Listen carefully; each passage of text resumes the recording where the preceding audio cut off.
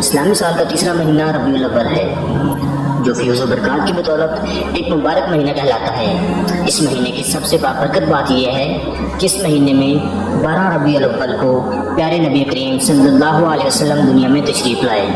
اسی مہینے میں آپ صلی اللہ علیہ وسلم کا نکاح حضرت خدیجہ رضی اللہ تعالیٰ عنہا سے ہوا۔ آپ صلی اللہ علیہ وسلم نے اسی مہینے کی 13 تاریخ کو اسلام کی پہلی مسجد قباء اور 18 تاریخ کو مسجد نبی کا سنگ بنیاد رکھا اور ان مساجد کی تعمیر میں صحابہ کرام کے ساتھ مل کر حصہ لیا۔ اسی طرح 25 ربیع الاول 5 ہجری کو غزوہ دومۃ الجندل واقع ہوا، جس میں مسلمانوں کو جنگ لڑے بغیر فتح حاصل ہوئی۔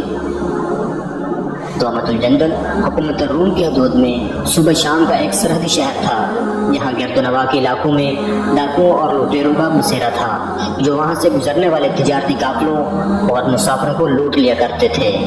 ڈاکوؤں کی طاقت اور دہشت اس قدر پھیلی ہوئی تھی کہ کوئی بھی ان کی سرکوبی کے لیے تیار نہ تھا۔ نبی کریم صلی اللہ علیہ وسلم کو جب یہ بات معلوم ہوئی تو آپ صلی اللہ علیہ وسلم 1000 سپاہیوں کا لشکر لے کر دومۃ الجندل کی طرف روانہ ہو گئے۔ ادھر جب ڈاکوؤں اور لٹیروں کو لشکر اسلام کی آمد کی اطلاع ملی تو وہ سب کے ساتھ ڈر کر وہاں سے بھاگ گئے۔ اسلامی لشکر جب وہاں پہنچا تو دیکھا سارا علاقہ خالی پڑا تھا، وہاں صرف ڈاکوؤں کے جانور چل رہے تھے۔ نبی کریم صلی اللہ علیہ وسلم نے قرب و جوار میں فوجی دستے روانہ کیے، لیکن وہاں کوئی بھی نہ ملا۔ آپ صلی اللہ علیہ وسلم نے چند روز وہاں قیام فرمایا اور پھر مدینہ منورہ واپس تشریف لے گئے۔ اس طرح غزوہ دومۃ الجندل میں جنگ کیے بغیر مسلمانوں کو فتح حاصل ہوئی اور علاقہ سے ڈاکوؤں اور لٹیروں کا بھی ہمیشہ کے لیے خاتمہ ہو گیا۔ ربیع الاول کے مہینے میں حضرت محمد صلی اللہ علیہ وسلم جب مکہ معظمہ سے ہجرت فرما کر مدینہ منورہ تشریف لائے تو قباء کی بستی میں قبیلہ بنی عمرو بن عوف کے ہاں قیام کیا۔ وہاں 10 دن سے کچھ زائد قیام کے دوران آپ صلی اللہ علیہ وسلم نے مسجد قباء کی بنیاد رکھی، جس کا نام مسجد قباء رکھا گیا۔ 8 ربیع الاول 13 نبوی کو تعمیر ہونے والی مسجد قباء تاریخ اسلام کی سب سے پہلی مسجد بن گئی۔ مسجد کی تعمیر خود نبی کریم صلی اللہ علیہ وسلم اور صحابہ کرام نے فرمائی تھی۔ آپ صلی اللہ علیہ وسلم نے مسجد قباء کی فضیلت کے بارے میں ارشاد فرمایا۔ حضرت سہل بن حنیف سے روایت ہے کہ نبی کریم صلی اللہ علیہ وسلم کا ارشاد مبارک ہے، جو اپنے گھر سے وضو کر کے مسجد قباء میں آئے پھر اس مسجد میں نماز پڑھے، اسے 1 عمرے جتنا ثواب ملے گا۔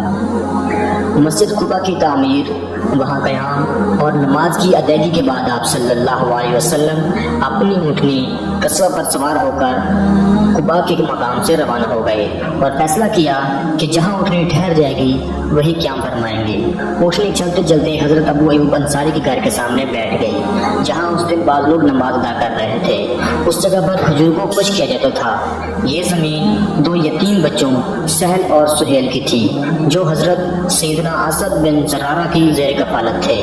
جب اونٹنی اس مقام پر بیٹھ گئی تو آپ صلی اللہ علیہ وسلم نے ارشاد فرمایا، یہی ہماری منزل ہوگی۔ رسول اللہ صلی اللہ علیہ وسلم نے ان بچوں کو بلا کر زمین خریدنے سے متعلق فرمایا۔ بچوں نے عرض کیا، ہم آپ صلی اللہ علیہ وسلم کو بطور نذرانہ پیش کرتے ہیں۔